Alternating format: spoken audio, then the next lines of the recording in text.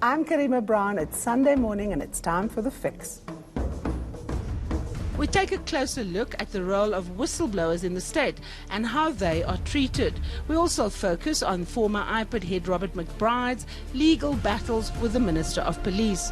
Then we look at the economy, its performance, its ability to grow, and the policy choices that informs whether it grows or not.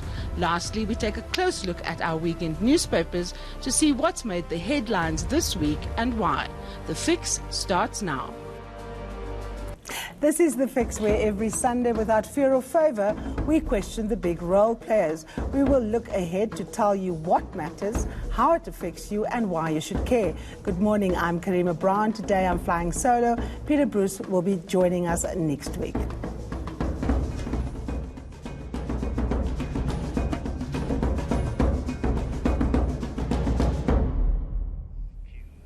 Now, in a few days, South Africans go to the polls in what is said to be a landmark election since this first democratic breakthrough in 1994. Today, my panelists and I focus on the key drivers of the choices people will be making come May the 8th. And one of the issues that we're looking at is the economy. So a warm welcome to Economist Neva Makgetla from the Trade and Industrial Policy Strategies Policy Research Tank, Public Enterprises Minister Pravin Gordhan. Good morning. And of course, Nedbank economist Busi, Radebe. My guest panelists, good morning, welcome. Neva, let me start with you. We've seen the President tweet a series of economic figures this whole week about the state of our economy, the size of it, what makes it unique, what is interesting about it, and some of the challenges that we are facing. And one of the big challenges, of course, is the question of unemployment, the fact that our growth isn't where it's supposed to be at.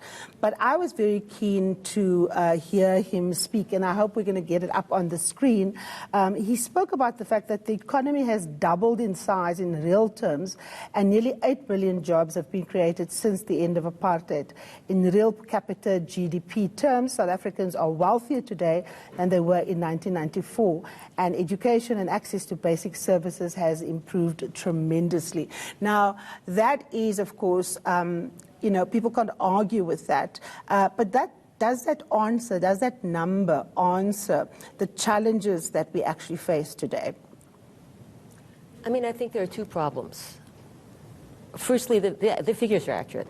Secondly, because we have such a highly unequal society, all those changes have not actually trickled down as much as we would have hoped. Mm-hmm. And also, I think when people see themselves as poor relative to the top 5%, yes, then it doesn't matter if their conditions have improved somewhat, because what they can see is how other people live in absolute luxury. Absolutely. Busi, let me bring you in here. Many people say in South Africa there are triple challenges, right? We have unemployment, we have poverty, and we have inequality. But many societies are poor, but the inequality is what Neva is talking about, the stark changes, and that is the reason why people don't really feel their lives are improved, because they're comparing themselves, of course, with that top kind of 1%. Do you agree with her on this? I mean, I absolutely agree with her, but just going back to what the President was saying, there's a bit of nuance that must come into the matter. Yeah. There are two sort of types of almost poverty you can look at. Yeah. One is sort of what we call multidimensional poverty, which is when we look at your access to education, access to health, sort of nutrition and things like that. And then there is money metric poverty. Yeah. So when it comes to the multidimensional things, the President is correct. Things are better since 1994, yeah, but when it comes to the money metric thing, that's the mess, and that's where the inequality comes in, because when it comes to the money metric things, it means that someone does not have a job, so they cannot get money to spend that money. So the money thing is what is missing here. Yeah. So we've focused so much on what I call sort of the supply side when it comes to labor, to people. So we fix education, we fix the person, but we need to fix something out there so that person gets a job, so they hire, so they get that money. So that inequality actually stems from that, but we'll probably go into it a bit later. Minister, let me bring you in. Both the economists have said that the President's figures are accurate, but we need to put it within a context. Now, one of the claims, of course, that South Africa government always makes, and correctly, is the amount of houses we've electrified. And yesterday, Dr. Bladen Zimande said that we had electrified more houses in the period of democracy than has been done in a century in the lifetime of this country. And that is, of course, correct. But if we've electrified the houses and we trip the switch and Eskom can't provide us with the lights, what does that mean for people? And what does it say about our economy? So that's the question you don't have to worry about any longer, because we haven't had any load shedding for a couple of weeks. And some of us are on city power. well, city power must sort out its problems, and the EFF and DA alliance in Johannesburg must account to its citizens. But from an Eskom point of view, as you know, a few weeks ago, we showed the public all the numbers, where the challenges are, and what our plans are. And Eskom has done pretty well to say that over the next 5 months, we'll have a maximum of 26 days, and many of those 26 days have already gone, of a minimum of, or maximum of level 1 load shedding. Yeah. So I think we're beginning to get to terms with that issue. Yeah. The challenge would be still, as the economy grows, how do we grow the energy supply? Exactly. And its safety, I suppose, the security of it. And energy security. Yeah, but now when we come to energy security, there's two questions. The one is the fact that the servicing the debt of Eskom is taking such a big chunk out of the Eskom budget that Sikonathi Mantshantsha from the Financial Mail suggested that another bailout is on the cards for Eskom. Is that true? Yeah, but we've said very transparently, and the Minister of Finance has said it, that the 23 billion rands a year for 3 years and then 10 years is just part of the contribution that government is making. The second part would be Eskom itself reducing its costs. Yes. So that where there's been stealing going on and an acceleration or multiplying of costs, we've got to get more efficiencies into place, get better procurement systems into place. And you can save billions of rands. The coal supplies need to be better. Eskom is the biggest buyer of coal in South Africa. It must be able to bargain on price as well. I see Neva smiling. Can Eskom bargain? Why is Eskom paying the kind of prices for coal, and in some instances even suboptimum coal? Is it a market that needs to be better regulated? Are the coal supplies exorbitant, for example? Yeah, I mean, I would argue that the problem is also the price-setting mechanism, which means that Eskom has always been able to pass the price of coal on to consumers. But another problem is that we are exporting quite a lot of coal, and Transnet through the state actually put in the facilities to export coal as cheaply as possible. And I think that maybe some of those issues should be looked at as well, because in effect we're incentivizing people to export so Eskom has more competition. Busi, do you agree?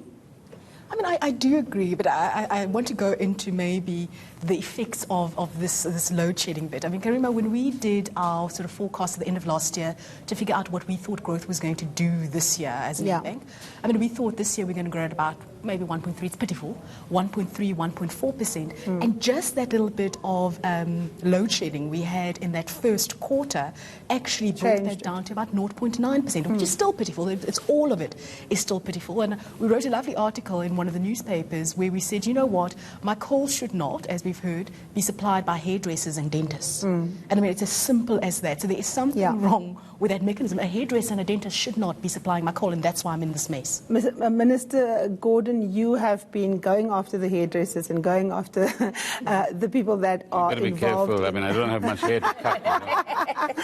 What I mean is that you have insisted that the board and the management, as your right is as shareholder, that people who were responsible for bankrupting Eskom be held accountable. Where are we with that process? Because there are only two things that most voters want to know, or three. Are they going to pay back the money? Are they going to go to jail? And when I come home, can I make myself a cup of coffee? Will the lights work? So the last one, I think we're getting closer to the point of saying definitely you can make your coffee. Okay. In terms of the prosecution process, that's up to the rebuilding of the NPA, and the Hawks must get their act together. There's enough forensic reports that are lying around, enough findings that are there, the personalities are known, the amount of money that they might have got either in Transnet or Eskom or SAA is also known. Now we've got to chase up the prosecution side, but start, and we have started, the process of saying, where is the money? Yes. So in some instances, there are civil claims that have been launched. You've been the CEO, you paid X amount. Without receiving any services or goods, pay back that money.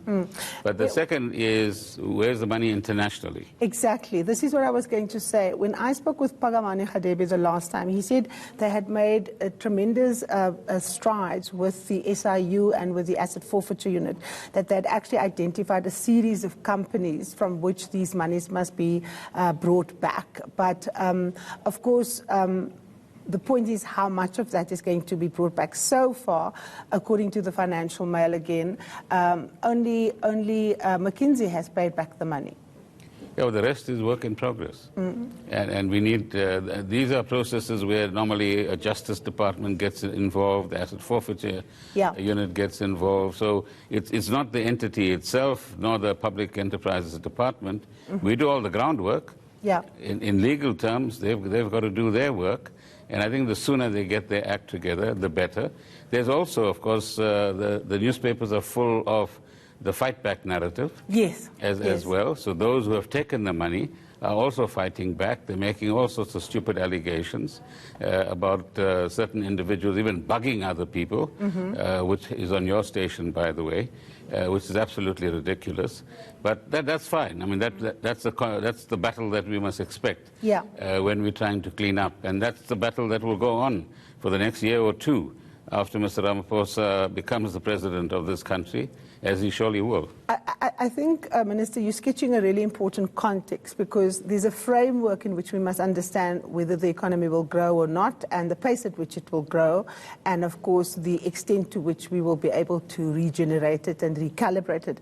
Now, one of the numbers, to come back to the numbers, Neva, the President used last week also as an opportunity to highlight the auto industry, for example, which produces 3 million cars in the last 5 years and employs about 100,000 people directly. And there's been significant investment in this industry, with about 50 billion committed to key players at the investment conference last year. The export of automobiles from South Africa is a large source of export earnings and an important source of currency to buy imported goods and services. Now, Minister Patel, the Minister of Economic Development, was saying how important foreign currency actually is, because it helps us to service our debt, because our debt is not in rand costs. So what do we make of these numbers? I mean, South Africa is the largest producer of cars on the African continent, for example. We've seen an injection into a new plant. How do we interpret these figures and the getting of foreign investment to service that debt that is you know, so impactful on the way in which Eskom can recover and the pace at which it can recover? Yeah, the auto industry is a much contested issue, as I'm sure you know. And I think the important thing is this. If we look at the outcomes, we certainly have a world-class auto assembly industry that's it's the only manufacturing industry that is as competitive as our mining industry. Yes. And what everybody agrees is, that's great. The problem is we haven't been able to get the input side. We would like to have the whole supply chain in South Africa, because then you create many more jobs. And you also reduce the cost of imports. About 40% by weight is locally produced, but it's largely structural components. So the next stage, and this is to me the important thing, if we're judging parties, we should be also saying, what are you proposing to do going forward? And everybody agrees, I mean, this is also, that part's not contentious, that the next stage has to be to continue to do more to try and develop the supply side. But what I do think is impressive, it's really true, the way the auto industry has grown in the last 25 years is an absolute success story. So, Busi, if the auto industry can grow like this, with the kind of industrial policy that supports it, I mean, Germany is actually our largest trading partner in the EU as a bloc, and a lot of it is, of course, to do with our auto industry. Why can't we replicate what is happening there in other sectors and have the kind of expertise and skills? Because people keep on saying we don't have skills, but we're assembling all these cars It's a particular skill. People are hiring our nurses in other parts of the world because of the skills that they have in trauma and so on. So what needs to happen to replicate the success story in the auto industry in other industries? I mean, it's a policy issue when it comes to the auto industry. You've had sort of the private sector work together, and it's sort of has a policy sort of component to it, and that's why that has worked. I mean, we had and policy certainty. Policy certainty. We had Ricardo Hausman come here sort of last year, and he was trying to figure out some of the things why we're growing as slowly as we are. Yes. And the one thing on his list of very many things was we enact legislation that is problematic, and then we take too long to reverse that legislation. So when you look at tourism, the visa debacle, and all sorts of things like that.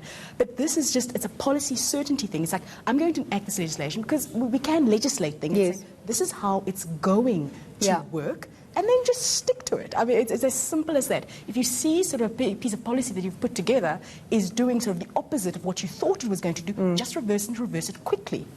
Both Neva and the Minister wants to get in. Okay, Minister, let me give you a chance because you make policy. So 4 things quickly. The first is we've got to build the confidence in the economy and in the government, and that will happen after the elections. The second is that both South African capital and foreign capital need to invest in this country, and we need to create the conditions, including policy certainty. And I think a number of commitments have been made in that particular regard, and get that going. The third thing is to ensure that we get implementation of policy where it exists.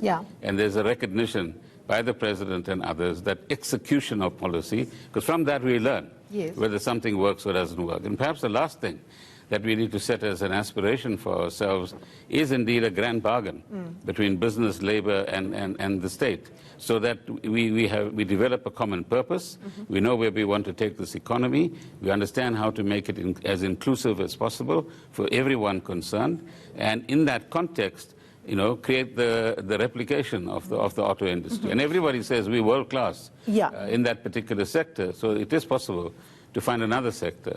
I mean, Neva, you're shaking your head. You have been very actively involved in looking at how the social compact has worked and what has put it under strain. Now, a lack of trust has put it under strain, a lack of common understanding, and of course, businesses' insistence that government speaks through both sides of its mouth when it comes to policy. What other issues impact this social compact from working coherently and coming up with the kinds of conditions that will give us the same results as we've had in the auto industry in other sectors that are critical? Yeah, I mean, I would argue that the real problem is in a profoundly unequal society. And many countries don't report how unequal they are, but of those who do report, which is around half, we are the most unequal country that reports. In that context, and then there are the ones who lie. That's another story. Now, Angola says they're more equal than China in terms of their data, which I find highly unlikely. But what that means is there's always contestation over policy. And I think the real problem has been that government has tended to be also caught up in that contestation, and that's why you get the policy uncertainty. And unless government can pull together a stronger center on the economy, and I do think part of the problem has been that we've tended to have the same governance structures on the economy that we have on, say, education or something, where it's quite fragmented. But unlike education, the government doesn't control what happens in the economy. So it's very, very important that you say, thinking as a negotiator, what do we really want? How do we send those signals very consistently? What do they want, and what is their power? And let me just say, one problem with the social compact thing, I mean, I would argue we have a social compact. The social compact in '94 was, we won't directly change ownership very much. We will do lots of redistribution through the state. What you were saying about multidimensional poverty. We'll give people, obviously, social and political rights, and that would in turn lead to economic equality. And we say, just be patient and we'll get there. And the one problem I have with the compact idea now is we're still saying to the poor, be patient. How do you get their trust as well? So there has to be real movement. Can you answer Neva's question? How do we get the poor to buy in that they must make trade-offs, but that there's not going to be this slow trickle down and they're going to have to wait forever? Because people are basically saying, we're the only ones that are making the compromises. I mean, the world has moved on since 1994, and even since 5 years ago in many ways. Everybody accepts today the more sensible crowd. I mean, you get the ultra neoliberals, some of whom still lurk in our midst, who are still lost somewhere. That you cannot have that kind of inequality. I think we've got to give meaning to the word inclusive growth. right, and say exactly what does it mean. And South African capital needs to understand what its contribution is, which is the major contribution. Okay. They control 70% of the economy in some ways. And the idea of redistribution by the state needs to be modernized. Absolutely. It can't be only through the tax system or through social dividends that we pass on.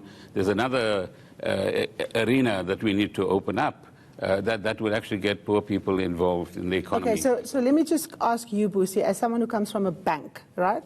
Why can I pay my car off? Where's the money? Yeah, Where's money? It's not my money. Why can I pay my car off in 4 years, but I must pay my house off over 20 years? Why, if I am unemployed after 12 years of paying my house, do I lose my house? Shouldn't the banks also be coming to the party in terms of changing their approach so that, for example, people can actually hold on to their homes when they get unemployed? Why do we still have the 20-year lease policy? I mean, Karima, think about it. I always go on radio shows or whatever, and people start attacking me because I come from a bank, and I'm like, it is not my money. And we've got a misunderstanding in South Africa. It's other people's money that I am holding in the meantime. And different banks have different policies about things like that. You can actually go to your bank and say, you know what, I've lost my job, let's come up with an arrangement of sorts. It's a credit thing. It's something completely different that we're dealing with at the moment. It's not as other people's money. I have instructions in my ear that I must wrap, but I want to But it's not a credit thing, it's also a risk thing. Yes. So it's a question of how do you manage risk, how do you understand risk, and which risks do you take, as you've been taking over the last 30 years, and which are the new risks you've got to take. And I think that will make a difference in terms of financing some of the... Okay, I'm going to give Neva the last word. 30 seconds, Neva. No, I think that the real issue is this. In any society, government has to take the lead on these things. And until government is absolutely clear about what it wants for business, you can't blame business for forum shopping, which they do, and for saying, look, systemically, they need to make profits. That's what they do. The job of government is to say, when you make profits, it has to be, we have to ensure that you make the most profit when you contribute to society into a more equitable economy, and not just, you know, the way it is now, when you make profits sometimes by being more exclusionary. Okay, now we have to wrap. But of course, the economy is actually the story of this election and of this country to deal with our inequality. Thank you so very much for coming in.